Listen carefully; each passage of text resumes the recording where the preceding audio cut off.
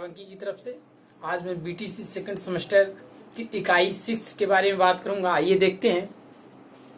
जो इकाई 6 है 6, इसका जो टॉपिक्स है वो समीकरण तथा सर्वसमिका का अर्थ, दोनों की बात करेंगे कि समीकरण क्या होता है और सर्वसमिका क्या होती है, तो बात करेंगे। तो हमारा जो आज का अर्थ रहेगा, समीकरण क्या होता है, इस पर अर्थ इसका बताएंगे। समीकरण का अर्थ क्या होता है, समीकरण बनता कैसे, बनाना तथा हल करना कैसे हल करा जाता है, सर्वसमिका का अर्थ क्या होता है और समीकरण तथा सर्वसमिका में अंतर कैसे होता है। तो आप सभी लोग जानते हैं कि सर्वसमिका और समीकरण में अंतर कैसे होता है, इस पर बात करेंगे।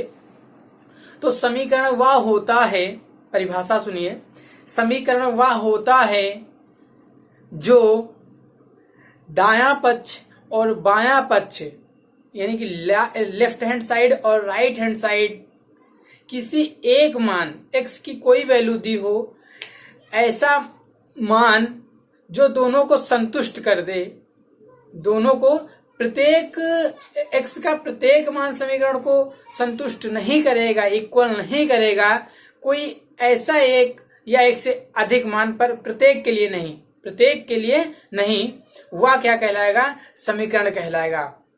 और सर्वसमिका क्या, तो ये तो हमारी जो हो गई है समीकरण का अर्थ हो गया। सर्वसमिका के अब इस पर हल करने की बात बताएंगे। हल करने की बात से पहले हम बात कर लें कि समीकरण का अर्थ हो गया समीकरण और सर्वसमिका का अर्थ। तो सर्वसमिका का अर्थ वह होता है जो लेफ्ट हैंड साइड, कहने का मतलब जैसे कि समीकरण है हमारा, मान लिया ये 5x और प्लस 2 है, ये दे दिया हमने, ये हमने दे दिया 4x और प्लस दे दिया 3। तो कोई एक ऐसा मान होगा, कोई एक ऐसा मान होगा, x का कोई एक ऐसा मान होगा, x इक्वल टू 1 एक ऐसा मान है जो दोनों को संतुष्ट करता है। साथ अगर हम दोनों में रख रहे हैं तो संतुष्ट नहीं करता। देखिए एक अगर रखेंगे, हम एक रखेंगे तो यहां पर जब एक रखेंगे तो 5 इंटू 1 प्लस 2 इक्वल टू क्या हो जाएगा, 4 इंटू 1 प्लस 3। तो ये क्या हो जाएगा 5 और प्लस 2, और ये कितना हो जाएगा 4 इंटू 1 यानी कि 4 और प्लस 3, तो ये कितना हो गया 7 इक्वल टू कितना हो गया 7। तो x इक्वल टू 1 के लिए क्या है, इक्वल है। x इक्वल टू 1 के लिए इक्वल है। यदि हम x इक्वल टू 2 रख दें दोनों में, x इक्वल टू 2, तो 2 यहां पे रख दिया, 2 रख दिया, तो 5 दूनी 10, ये कितना हो जाएगा 10, और ये कितना हो जाएगा 4 दूनी 8, तो 10 2 12 हो गया, ये 12 हो गया, ये कितना हो गया 8 3 11 11 हो गया, ये 12 11 इक्वल है, नहीं है इक्वल, यानी कि x इक्वल टू 2 के लिए इक्वल नहीं है। तो वही हमने परिभाषा बोली कि लेफ्ट हैंड साइड, ये लेफ्ट हैंड साइड है, ये राइट हैंड साइड है, दायां पक्ष ये जो है, ये बायां पक्ष दायां पक्ष, ये बायां पक्ष दायां पक्ष। जब बायां पक्ष और दायां पक्ष x इक्वल टू किसी एक के लिए, प्रत्येक के लिए ना होकर बल्कि किसी एक ऐसा मान हो जो दोनों को संतुष्ट कर दे, वही क्या कहलाता है, समीकरण। अब हम बात करेंगे सर्वसमिका। तो सर्वसमिका जो होती है कि दिए गए सर्वसमिका में यदि लेफ्ट हैंड साइड और राइट हैंड साइड प्रत्येक के लिए दोनों इक्वल आते हैं, तो वही क्या कहलाती है, सर्वसमिका। आइए एक एग्जांपल के माध्यम से समझते हैं। जैसे हमने एग्जांपल जो दे दिया वो हमने दे दिया यहाँ पे, मान लीजिए 7x प्लस 2, ये जैसे हमने दे दिया यहाँ पे 3 दे दिया, और इस तरफ हमने जो दे दिया वो दे दिया, ये दे दिया सॉरी x। तो ये है हमारा, ये है x। तो x ऐसा मतलब प्रत्येक मान दोनों को इक्वल करेगा, चाहे जो मान रखें। x इक्वल टू हम 1 रखेंगे, वो चाहे नेगेटिव रखो चाहे पॉजिटिव, दोनों को इक्वल करेगा। तो x इक्वल टू हम कितना रखेंगे, 1 के लिए, x इक्वल टू 1 के लिए ये समीकरण में रखेंगे दाएं पक्ष में, मतलब तो 3 और 7 यानी कि 7 मल्टीप्लाई बाई 1 और प्लस 2, ये हो जाएगा 21 और मल्टीपल 1 और प्लस 6, तो ये कितना हो जाएगा, पहले ब्रैकेट्स यानी कि 3 और 7 बन जाए 7 और प्लस 2, ये हो जाएगा इक्वल टू 21 का 1 से तो 21 और प्लस 6 यानी कि कितना हो जाएगा 7 और 2 यानी कि 7 2 और 7 और प्लस 2 यानी कि 9 या 3 और मल्टीप्लाई 9 और ये कितना हो जाएगा जुड़ करके 27 हो जाएगा। 9 का 3 से मल्टीप्लाई करोगे तो 27 इक्वल टू 27। तो ये क्या है, प्रत्येक के लिए 2 रखेंगे तब भी 2 के लिए बराबर होगा, 2 के लिए भी बराबर होगा, ये 2 के लिए भी बराबर होगा। तो कितना हो जाएगा 7 2 14 ये आया, और ये से 21 का 2 से मल्टीप्लाई कर दो तो 42। अब इसको जो करेंगे तो अब ये क्या हो जाएगा, ये जो हो जाएगा 3 और 14 और 2 यानी कि 16 और ये 42 और 6 48 यहीं पे डाल तो 16 16 16 32 16 48 यानी कि 48। 16 का मल्टीप्लाई करेंगे 8 तो ये हो जाएगा 48। तो 48 और 48 दोनों क्या है इक्वल। तो ये क्या हुई सर्वसम का प्रत्येक के लिए, सर्वसम प्रत्येक x के प्रत्येक मान के लिए दायां पक्ष और बायां पक्ष बराबर आता है या इक्वल होता है, जिसे हम सर्वसमता कहते हैं। और समीकरण वह होता है जो किसी एक या एक से अधिक, प्रत्येक के लिए ना होकर किसी एक या एक से अधिक मानों के लिए LHS एंड RHS दोनों बोथ इक्वल्स होते हैं, बोथ इक्वल्स होते हैं। दिस इज इक्वेशंस, मानी कि वह क्या कहलाएगा, समीकरण कहलाएगा। तो ये तो हमने बात कर ली, इक्वेशंस की बात हमने पहले कर ली। अब हमने क्या बात कर ली, जो सर्वसंख्या थी इस पर बात कर ली। अब इसको हल कैसे करेंगे इस पर भी बात करेंगे, ऐसा नहीं कि हम बात नहीं करेंगे, हल पर भी बात करेंगे। और उससे पहले हम बात कर ले रहे हैं कुछ ऐसे एग्जाम्पल्स हैं, आइए देखते हैं ऐसे वाक्य। अभी जो ये टॉपिक्स हैं इनमें अंतर, और इनमें अंतर तो इसमें समझ में आ ही गया, अंतर तो समझ में आ ही गया। अंतर का मतलब क्या था, वही परिभाषा लिख दो दोनों में। वह एक समीकरण क्या होता है, इक्वेशन किसी एक या एक से अधिक मानों के लिए x के किसी एक या एक से अधिक मानों के लिए समान होती है, पर जो सर्वसमता होती है वो प्रत्येक के लिए समान होती है। हो गया दोनों में अंतर, अंतर कोई बड़ी बात नहीं है। अब बात करेंगे ऐसे वाक्य जिनका सत्य असत्य होना सुनिश्चित हो, कथन कहलाते हैं। सत्य और असत्य होना कथन कहलाते हैं। यदि वह सत्य है असत्य है तो वह क्या कहलाएगा, कथन कहलाएगा। यदि ऐसा ना हो, जैसे कि कहा जाए कि आज बारिश होगी, तो यह सत्य है कि असत्य है, दोनों में संभावनाएं हैं। तो जब संभावनाएं होती हैं, सत्य भी हो सकता है असत्य भी हो सकता है, तो यह कथन नहीं है, यह कथन नहीं है। तो अब बात करते हैं कि जैसे कि मान लिया क्या कल हम बाराबंकी जाएंगे, तो हो सकता है जाएं या हो सकता है ना जाएं, तो कोई जरूरी नहीं है। तो ये क्या होगा, सत्य असत्य दोनों में संभावना है, तो कथन है। अब बात करेंगे कि क्या 3, एक एग्जाम्पल के माध्यम से आइए समझते हैं। 3 और +6 यानी कि कितना हो जाएगा 9। तो ये क्या है, ये तो सत्य है, ये क्या है, सत्य है।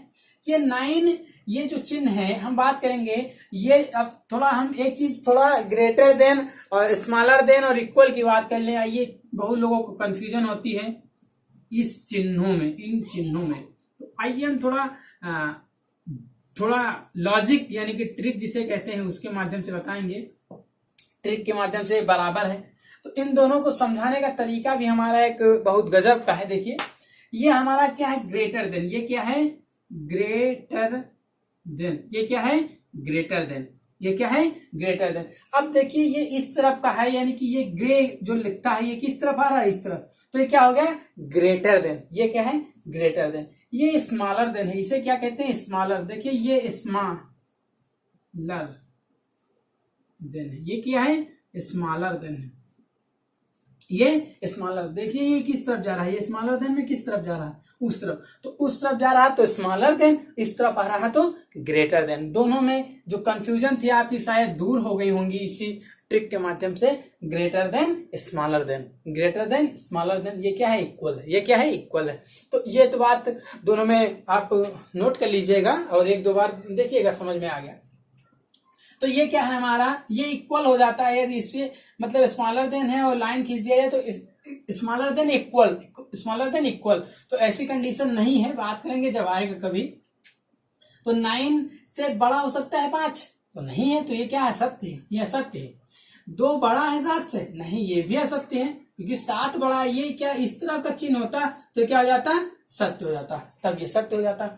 अच्छा, ये x + 2 = 9, ज्ञात नहीं है, ज्ञात नहीं हो सकता। क्यों नहीं? क्योंकि x का हमको मान नहीं मालूम है। x का यदि कोई हमको मान मालूम होता तब हम ज्ञात कर सकते थे। x का मान हमको नहीं मालूम है। यदि x इक्वल टू यदि हम 2 रखें तभी हमारा संभव, यानी कि 2 + 7 = 9, तभी, यानी कि x इक्वल टू 2 के लिए संभव है, बट और x इक्वल टू किसी मान के लिए यहाँ संभव नहीं है। x इक्वल टू 2 के लिए केवल यह संभव है और अन्य किसी मानों के लिए संभव नहीं है। तो यह x के मान के ऊपर यह निर्भर है, यह x के मान के ऊपर यह निर्भर है। यहाँ पे यह भी ज्ञात नहीं किया जा सकता कि यानी कि x का स्क्वायर इक्वल टू 16, तो यह x इक्वल टू 4 के लिए ही केवल निश्चित है। x इक्वल टू 4 के लिए ही केवल यह क्या है, निश्चित है। यानी कि x इक्वल टू यदि 4 हम रख देंगे, यानी कि ये कहने का मतलब ये है इक्वल टू 16 है, तो यानी कि जो x की जगह पे यदि 4 रखेंगे, x बराबर यदि 4 रख दिया जाए तो 4 के पावर स्क्वायर यानी कि 4 × 4 यानी कि 4 × 4 यानी कि 4 × 4 4 16, तो ये क्या आ जाएगा, तब आएगा 16, यानी कि 16 तब आएगा। x इक्वल टू 4 के लिए संभव है, अन्य किसी मानों के लिए संभव नहीं है। अब बात हम थोड़ा ये करेंगे कि यदि यहाँ पर इक्वल है और यहाँ पर इक्वल है, यहाँ पर 3 में इक्वल है, ये तीनों में जब इक्वल है तो ये क्या हो जाते हैं, समानता सूचक। और यही जब समानता सूचक किसी में होता है तो वही क्या कहलाता है, समीकरण कहलाता है। किसी न किसी मान के लिए सत्य जरूर होगा तो वही क्या कहलाएगा, समानता सूचक या फिर समीकरण कहलाएगा। कभी कंफ्यूज ना होना, समानता सूचक या फिर समीकरण, समानता सूचक या फिर समीकरण। तो अब हम बात करेंगे, अब हम बात जो करेंगे वो बात हम करेंगे 4x + 3, 4x + 3 = 2x + 11, 2x + 11। तो यानी कि कहने का मतलब है x के अगर एक मान हम यहाँ पर x का कोई a तो ग्रेटर देन स्मॉलर देन, तो समझ में आ ही गया। आप लोग काफी कंफ्यूजन होती थी सबको, तो हमने कहा लो थोड़ी ट्रिक लगा दिया जाए, ट्रिक के माध्यम से बताया जाए ग्रेटर देन स्मॉलर देन, तो काफी आपको सहयोग और सहायता मिल सकती है, हेल्प बहुत मिलती है। इस तरह की जो ट्रिक होती है कभी कभी जब बता दी जाती है तो बहुत मदद मिलती है सभी को, क्या हम और क्या आप। अब बात करेंगे इस पर, जो ये हमारा समीकरण है तो ये क्या है हमारा 4x और +3 = 2x और +11। अच्छा ये बात की जाए ये समीकरण है या सर्वसंख्या है, तो अभी हम x = 1 मान रखेंगे, फिर x = 2 के लिए, और दोनों के लिए बराबर है, x के लिए बराबर है, 2 के लिए बराबर, तो क्या हो जाएगा, सर्वसमिका हो जाएगा। यदि x = 1 और x = 2 दोनों के लिए LHS और RHS हमारे दोनों इक्वल है, लेफ्ट हैंड साइड और राइट हैंड साइड दोनों इक्वल हैं, तो ये क्या हो जाएगी, सर्वसमिका। यदि किसी एक मान के लिए इक्वल है तो 1 समीकरण 1 के दोनों पक्षों में रखने पर, दोनों पक्षों में रखने पर, equation 1 putting value x = 1 both sides रखना है, दोनों तरफ रखना है। तो x = 1 जब रखेंगे तो कितना जगह 4 × 1 और +3 = 2 × 1 +11, तो 4 + 3 = 2, और ये करेंगे 2 × 2 और +11 यानी कि 4 और 3 7 = ये कितना जगह 13, तो ये कहीं ना कहीं बराबर नहीं है। तो x = 1 के लिए जब बराबर नहीं है तो जब x किसी एक मान के लिए सत्य होंगे, सभी के लिए सत्य नहीं, 2 के लिए हो सकता है, 3 के लिए हो सकता है, 4 के लिए हो सकता है, ये तो एग्जामिनर जैसा वो रखेगा उसी तरह आपको रखना पड़ेगा वैल्यू, और आपको बताना पड़ेगा 2 नंबर में आ सकता है, 3 नंबर में आ सकता है, तो इस तरह से क्वेश्चन आते हैं। तो यह जाहिर सी बात है अब हमको सिर्फ बताना है कि समीकरण है सर्वसमिका है, तो हमने एक मान रख के बता दिया कि यह समीकरण है सर्वसमिका नहीं है। दोनों के लिए यदि बराबर है, एक के लिए यदि बराबर आता तो हम 2 के लिए चेक करते, सिर्फ 2 के लिए हम चेक करते, और 2 के लिए जब चेक कर लेते तो हम क्या कह सकते थे, यह समीकरण नहीं बल्कि सर्वसमिका। जब एक x = किसी 2 मान के लिए, x = किसी 2 मान के लिए, x = 1 x = 2 दोनों के लिए यदि सत्य है तो यह सर्वसमिका है। यदि किसी एक मान के लिए सत्य है, यह सत्य दोनों के लिए नहीं है, तो किसी एक के लिए सत्य हो सकता है, वो निगेटिव में हो या पॉजिटिव में हो, तो ये क्या हो सकता है, ये समीकरण हो सकता है। निगेटिव में भी रखकर आता है, ऐसी कोई बात नहीं है। अब हम बात करेंगे इस एग्जांपल्स नंबर ये जो है हमारा 2x, और ये क्या है, समीकरण है या सर्वसमिका है, तो हम रख के देख ले रहे हैं। आइए, तो जो है हमारा ये इक्वेशन है 2x और x² - 1 equal to 2x cube और माइनस के 2x। तो x ये भी हमने समीकरण क्या मान लिया, एक। तो समीकरण लिख दो, समीकरण या यहाँ पे लिख दो x इक्वल टू 1, समीकरण एक के दोनों पक्षों, x इक्वल टू 1 समीकरण एक के दोनों पक्षों में रखने पर। तो दोनों पक्षों में x इक्वल टू 1 रखो तो क्या हो जाएगा, 2 इंटू 1, ये क्या हो जाएगा 1 का होल ऑफ स्क्वायर, 1 का whole of square minus 1 equal to 2 into 1 का whole of cube minus 2 into 1। ये हो गया 2 × 2 और ब्रैकेट सॉल्व करेंगे, 1 का स्क्वायर 1 ही होता है, माइनस का 1 इक्वल टू x, और ये कितना हो जाएगा x 2 इंटू 1 यानी कि 2 इंटू 1 यानी कि कितना हो जाएगा 1 ही होगा, माइनस के 2 यानी कि माइनस के 2, ये तो 2 और ये कितना हो जाएगा ब्रैकेट्स में 0 हो जाएगा क्योंकि 1 1 0, और ये कितना हो जाएगा 2 और माइनस का 2 यानी कि 2 का 1 से 0 से करोगे 0 0 हो जाएगा, और ये 2 में से 2 चला जाएगा, ये भी 0। तो ये x इक्वल टू 1 के लिए क्या है, सत्य। x इक्वल टू 1 के लिए सत्य है। तो अब x इक्वल टू जब 1 के लिए सत्य है तो हम देखिए समीकरण तो अभी कह सकते हैं ना, समीकरण कह सकते हैं ना, सरसमका कह सकते हैं। x इक्वल टू 2 के लिए हम सत्य करेंगे। देखिए क्या है, x इक्वल टू 2 समीकरण दोनों में रखने पर 2, तो ये 2 रख दो, ये 2, तो जहां जहां x था वहीं वहीं पर 2 रख दीजिए, तो 2, तो ये कितना आ जाएगा 2, तो ये कितना आ जाएगा 2 2 जा 4, 2 का मल्टीप्लाई यानी कि 2 1 जा 2, 2 2 जा 4 यानी कि 2 यानी कि 2 के पावर 2 है तो 2 इंटू 2 के पावर 2 है ना, तो 2 2 जा 4, तो ये कितना आ जाएगा 4 और माइनस 1, और ये कितना आ जाएगा 2 2, ये 3 है तो 3 रख दो यानी कि कितना आ जाएगा 2 2 जा 4 2 जा 8, तो कितना आ जाएगा यहाँ पे 8 हो जाएगा, यहाँ पे 2 2 जा 4 हो जाएगा, यहाँ पे 4 हो जाएगा। ये इतनी बात समझ। अब ये 4 हुआ, अब ये 4 है और ब्रैकेट पहले सॉल्व करेंगे तो 3, ये क्या होता जाएगा 8 दूनी 16 माइनस के 4 यानी 4 3 12 और बराबर 16 में से 4 चले गए 12, यानी कि x इक्वल टू 2 के लिए बराबर, x इक्वल टू 1 के लिए बराबर, x इक्वल टू 2 के लिए बराबर, तो x इक्वल टू 3 के लिए होगा, 4 के लिए होगा, 5 के लिए होगा, सभी के लिए होगा।